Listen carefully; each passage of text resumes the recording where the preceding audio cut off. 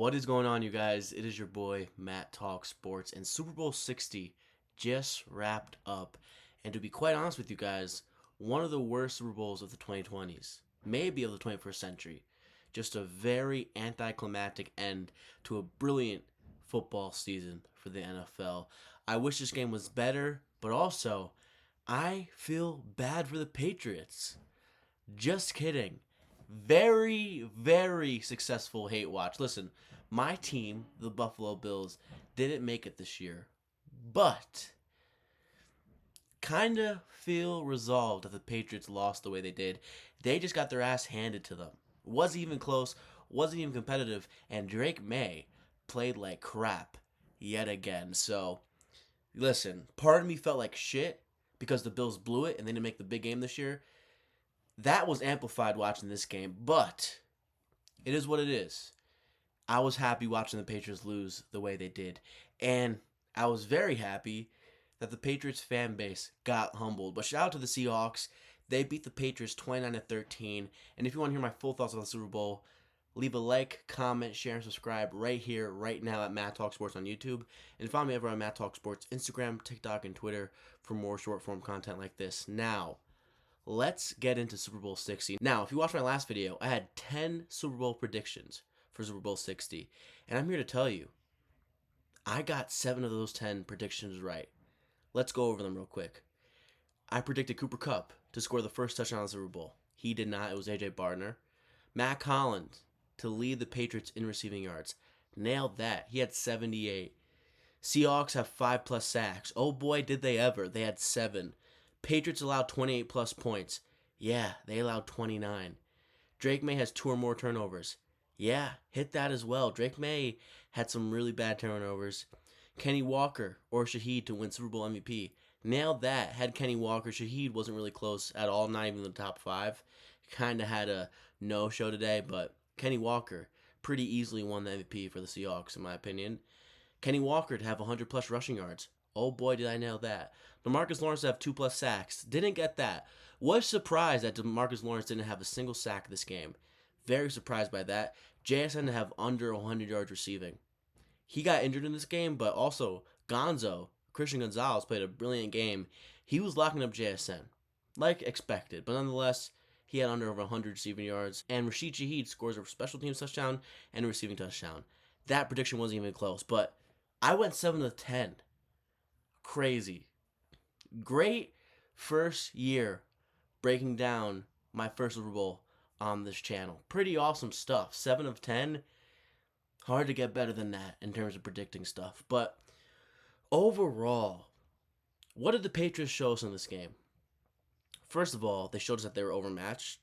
Second of all, they showed us they were frauds. Now listen, you play who you have in front of you. You play who's on your schedule. But everyone that they played on their schedule, especially in the playoffs, were just underwhelming and had horrible quarterback play. And then the regular season, just bad opponent after bad opponent. They were playing the schedule of a 4th-place team or a 3rd-place team like they were last year. This upcoming season, next year, not wanting to look ahead too far, they're playing a 1st-place schedule now. So we're going to see who Vrabel, Drake May, and company really are. But we saw who they really are in the Super Bowl. A team that was a year or 2 ahead or just a complete fraud. Just a really, really horrid performance from the Patriots. We want to go over the Patriots, what they did today. First of all, Patriots defense did enough to win this game. They were really, really good. But their offense just kept on letting them down and down and down and down. Not only their offense was letting them down, but the offensive line in particular, and so was Drake May. There was a moment in this game where you're like, oh no, it's 19-7. The Patriots score a touchdown, they get a stop, and we're like, oh shit, the Patriots have a whole lot of momentum. Are they going to do it again? And they didn't, because Drake May threw one of the most head-scratching picks you will see in a big moment. Just mind-boggling stuff. Man. This is what the Patriots did on offense today. 27-43 for Drake May, 295 yards passing, 2 touchdowns, 2 picks, got sacked 6 times for a total loss of 43 yards. His QBR was 16.3. Drake May led the team in rushing, 5 for 37. Ramondre Stevenson, 7 for 23. Travion Henderson, 6 for 19. Mac Hollins, 5 for 78 and a touchdown. Two really great throws to Mac Hollins on that drive that Mac Hollins got a touchdown. I will say, if I did have to give Drake May praise in this game, it would be the drive where they scored their first points and the two throws he had to Mac Hollins. Demario Douglas, 5 for 45. Ramondre Stevenson, 5 for 40. Stephon Diggs, 3 for 37. Hunter Henry, 3 for 31. For a moment there, I thought Stephon Diggs was going to get a sympathy late minute stat padding touchdown. But luckily, he didn't. He didn't deserve it. Was very happy not to see that. Drake May not only had 2 picks, he also had a fumble. But if you look at this Patriots defense, in particular, Christian Gonzalez was amazing. Seattle might have 35 plus points if it wasn't for Christian Gonzalez. There's moments out there that Christian Gonzalez looked like one of the greatest quarterbacks of all time and potentially could go over to the Patriots wide receiving core and have a great day. He was great. He was really great. And ultimately, the Patriots were just overmatched. They were outcoached. They were dominated interior-wise on both ends of the football. And the talent just was not there this year. And now, what do I think about Drake May? He had a really bad game. He also had a really bad 4-game stretch in the playoffs. In the 4 playoff games that they played, New England, he wasn't the reason why they won any of those games. He was bad in every single one of those games, and all the Patriots fans were like, oh, he was playing in bad conditions for most of those games. Well, it was sunny, bright, and great football weather in Santa Clara, aka San Francisco today. And what did he do? Stunk it up. And this team was building momentum in one spot, and he just completely squandered it. Drake May, second-year football player, second in MVP votes this year. He's a great football player, and I still think he's a top 7-ish quarterback, top 8-ish quarterback. I still think he's really good. And the AFC East, where the Bills reside, where my Bills reside, is going to be tougher because he's in it. But let's calm down with automatically pushing him into top 5 conversations, because what we've seen from him in the playoffs doesn't equate to top 5 quarterback play. It just doesn't at all. Not in the slightest. I think he has some great intangibles, some great physical stuff, but man, mind-boggling turnovers. Granted, his O-line was getting bullied today. Will Campbell was getting bullied today. I like Will Campbell. I like LSU football. I thought he was a major, major part of LSU for the past couple years when he was playing. He was a great, great offensive lineman in college. He got injured this year, but man, he has become a liability recently. Now, he was horrible in this game. He was getting bullied by whoever they put on him. But man, those things pre-draft about him having too short of arms have looked pretty prominent recently for him. It's looked like a struggle. It's looked like a problem. So he needs major work or he's moving to guard. Get ready to learn guard, buddy, is what Will Campbell might have said to him soon. Because it has not looked pretty for a top 10 overall pick and top 5 overall pick this year. Granted, he was injured, so maybe we cut him some slack. But this O-line in general just got abused. And a lot of the times they're getting abused, it was a 4-man rush. Now, granted, Mike McDonald and company drew up some really great blitzes. And Mike McDonald was a savant. We'll get into that on the Seattle side of football. But man, a lot of the times this O-line was just getting beat by 4-man fronts, which is just inexcusable and embarrassing, especially when you have 2 weeks to prepare. But obviously that's a talent thing more than a schematic thing.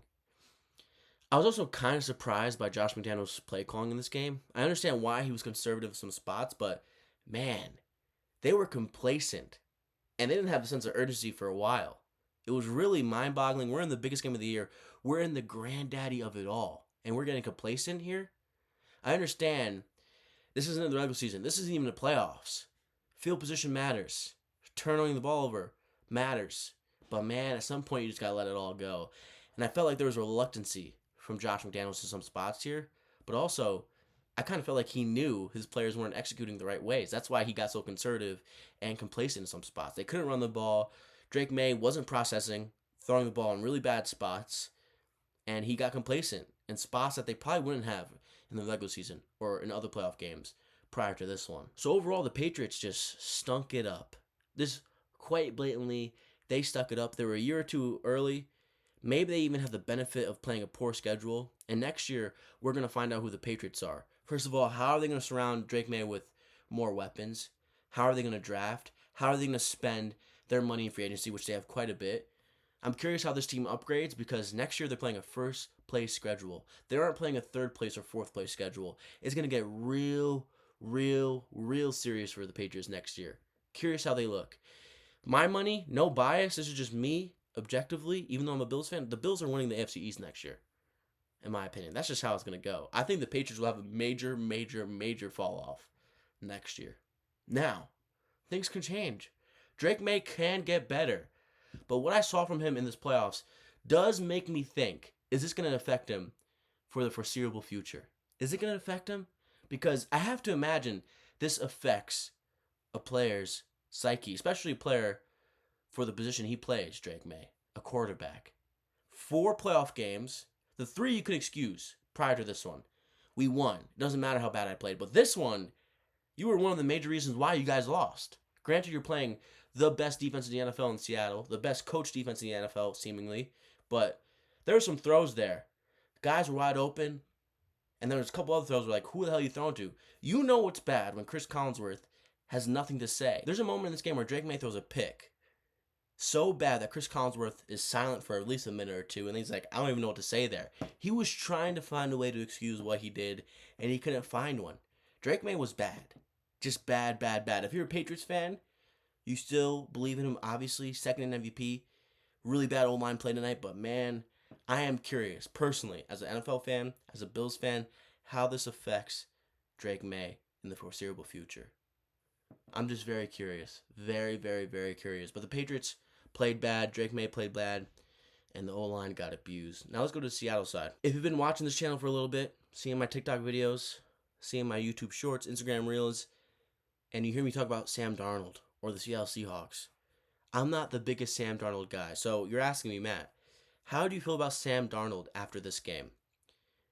You know what? He is clearly a very good quarterback. But I just want to say this. Over the past 2 seasons, his record is absurd. He was 14-4 last year with Minnesota Vikings, 17-3 this year with the Seattle Seahawks. In the past 38 games, he's 31-7, and now he's a Super Bowl champion. That is pretty wild stuff. And clearly, he is top 12 quarterback caliber in this league. You could probably prop him into the top 10. To me, I think he's in the same category as Jalen Hurts or a level above Jalen Hurts. So, eventually, in the offseason, we're going to do a QB ranking of the 32 starting quarterbacks in the NFL. But Sam Darnold has clearly earned his spot in at least the top 10 or at least the top 12 in the league. I just don't think he's better than the Josh Allens, Lamar Jacksons, Pat Mahomes, Joe Burrows of this world, Matthew Stafford. I don't think he's better than those guys. But he's probably in the tier below. So there's not many guys you'd rather have over him besides the people I just mentioned just now. So Sam Darnold has clearly proved he's a very good quarterback and just a tier below the Hall of Famers and elite quarterbacks in this league. But also, I kind of feel like Drake May and Sam Darnold proved in this playoff run that wins aren't QB stats. Because Sam Darnold today, 19-38, 202 yards passing, 1 touchdown pass, and took 1 sack. 19-38. There were some really sketchy throws that I feel like this Patriots defense didn't capitalize off of. Like, there were some throws to start this game from Sam Darnold where like, whoa, that could have been a pick 6. Whoa, that should have been a pick, but it wasn't. Sam Darnold kind of had luck on his side to start this game. And then honestly, he didn't really play a great game. But honestly, they didn't need him because the Patriots offense wasn't doing anything. So the Seattle Seahawks were like, hey, if Sam doesn't turn the ball over here, we're coasting and we're winning this game easily. Especially with how Kenny Walker's running the ball. So how do I feel about Sam Darnold? Listen, he clearly showed he can win the big games. He clearly showed that he's a winner. 31-7 in his past 38 and now a Super Bowl champion. He's clearly a winner. But I'm not ready to put him amongst Lamar Jackson, Josh Allen, Joe Burrow, and Pat Mahomes and company. I'm just not. I just wouldn't be able to do so. But he's a winner. 31-7 in his past 38. That's incredible. And the Vikings have to feel like shit right now. You let this guy go to keep J.J. McCarthy, who might be a bag of rocks. And Sam Darnold just won a Super Bowl 1 year removed from playing with your team. The Vikings have a really good defense. They have a really good DC. And they have really good weapons. Granted, they got really banged up on the O-line this year, and I think Sam Darnold would have been worse on the Vikings this year than people would realize because he just won the Super Bowl because of how banged up that Vikings O-line was. But, man, Vikings have to be kicking themselves in the face, especially Kevin O'Connell and Vikings fans, because that's just a bad decision. But Sam Darnold, don't think he's an elite quarterback, but I do think he's a winner, a proven winner, and he can clearly lead a Super Bowl winning team like he just did tonight and this season. So shout out to Sam Darnold, former bust, wins the Super Bowl and proves a lot of people wrong. Shout out to him, man. Shout out to him. Jets fans, kind of rejoicing tonight, or are you just sad? Because you guys had this guy and got rid of him. Now, granted, everyone seemingly fails in New Jersey, but who knows if you kept this guy around? Maybe he stops seeing ghosts and progresses like he did in Minnesota and Seattle and New Jersey. Now, we may never know. But we have to talk about the Super Bowl MVP here, Kenny Walker, who's soon to be a free agent. Do the Seattle Seahawks keep him? Do they pay him? Or, God forbid, do the Chiefs go and get him in free agency? That would hurt my soul because the Kansas City Chiefs need a running back, and this would be a perfect addition for them. And I think Kenny Walker is tremendous. And if they split carries between him and Zach Charbonnet, if he stays in Seattle next year, it's a crime against humanity because he doesn't deserve to split carries with anyone in the league. Really. Doesn't really deserve to split carries with anyone in the league unless you're trying to rest him a little bit because this guy is a playmaker. His patience is unbelievable. His ability to break the tackle is unbelievable. And, man, this dude is just an electrifying runner. I mean, tonight, 27 carries, 135 yards rushing, 5 yards a carry. He should have had a touchdown. It got called back on a holding call. If that didn't get called back, he had a perfect game. He was unbelievable tonight, and he definitely deserved to be MVP tonight. Now, you can argue, Jason Myers, Maris legend, should have been MVP tonight for the Super Bowl. He not only had 5 field goals tonight, but he also led the season in points scored. I think historically, actually. I think he has the most points scored ever in NFL history, which is kind of wild if you think about it. But Jason Myers was incredible. If I had to go through MVP votings prior to knowing Kenny Walker won the MVP, my voting would be like this. It would be Kenny Walker wins the MVP, Jason Myers is in second, and then you could probably pick anybody on the Seattle Seahawks defense. Probably Devin Witherspoon, number 3, and probably Byron Murphy or Derek Hall, number 4. That D-line was great tonight. But if I can give MVP to the collective unit, it would definitely be the defense. But in my opinion, Kenny Walker deserved it. Kenny Walker was unbelievable tonight. The best thing about Seattle tonight is that your offensive player of the year got injured in the first half, limited in the second, only had 4 catches for 27 yards, and that doesn't matter because you guys were going to win this game without him. That's pretty insane. A.J. Barner had the lone receiving touchdown tonight, 454. Cooper Kupp, great game. This guy just shows up in the Super Bowl. He's now a 2-time Super Bowl champion. Pretty crazy to wrap your head around. 6 for 61, 10.2 yards a catch.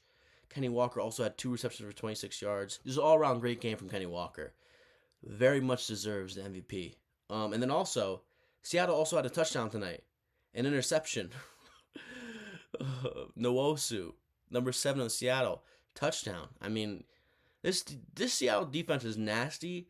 And if you're a Seattle Seahawks fan, not only is your defense relatively young, you got some really great young players. You have a really good offense that's going to get better, assumingly you bring Kupp back, assumingly you bring Shaheed back, and assumingly JSN is going to be there for a very long time. And Sam Darnold, he isn't an old quarterback. I mean, this guy is 28 years old. So there's going to be at least 4 to 5 years with Sam Darnold.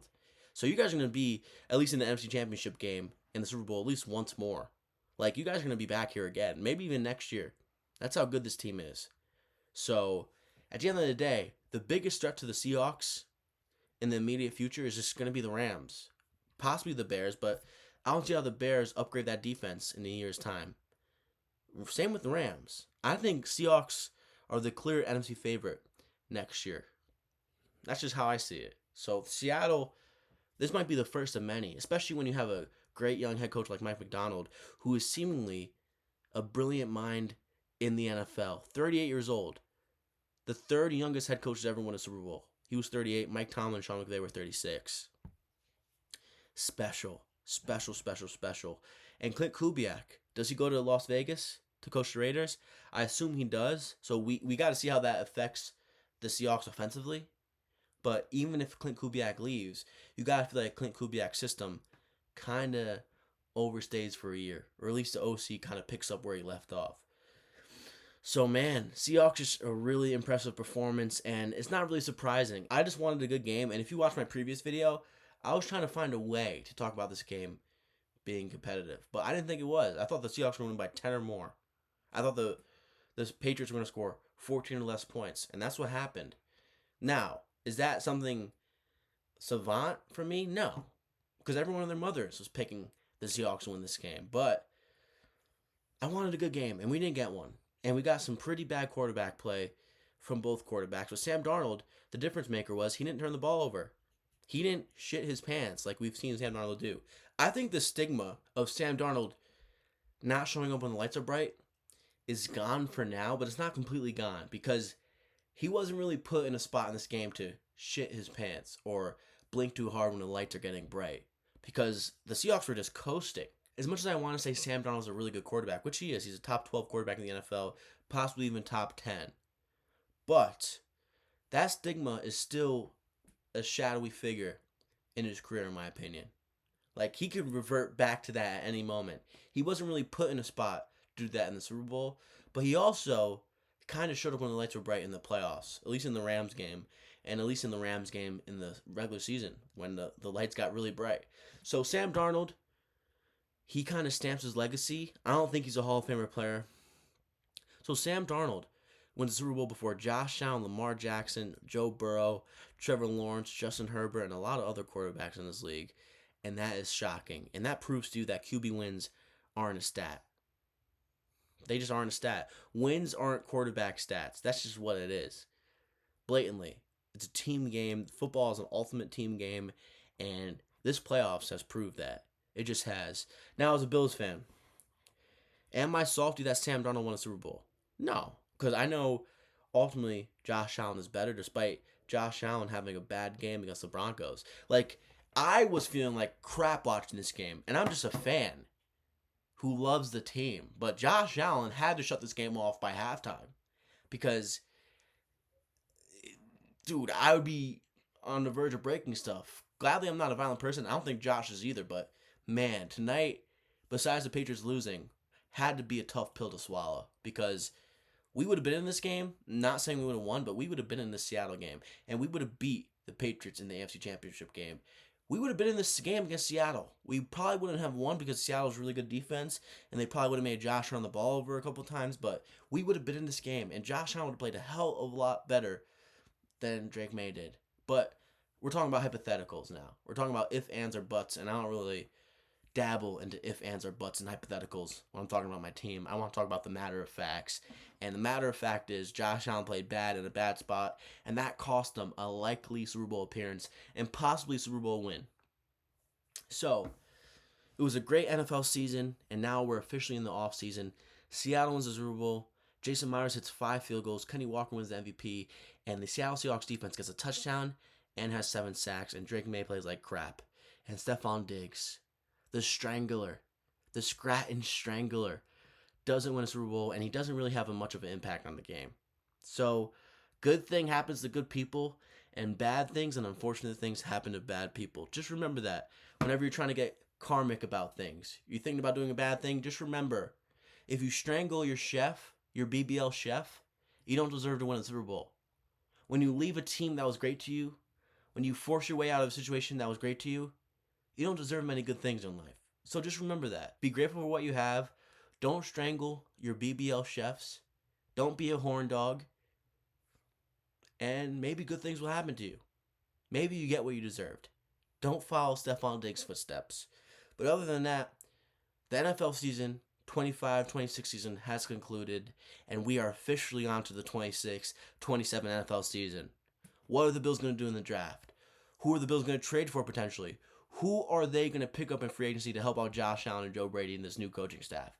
We shall see, and I will be covering all of those things on this channel. And I also will be covering the NFL draft, and I will be covering the big moves in free agency and with trades. So stay tuned for that. Follow me over on Matt Talk Sports, Instagram, TikTok, and Twitter for more short form content like this. And subscribe right here, right now if you made this far in the video at Matt Talk Sports on YouTube. And also, I just want to say this. I went over it last video, but I will be covering NFL offseason stuff, trades, free agency, and draft stuff. I also will be doing like rankings and how I think about certain divisions relatively. I will talk about if, ands, or buts, hypotheticals.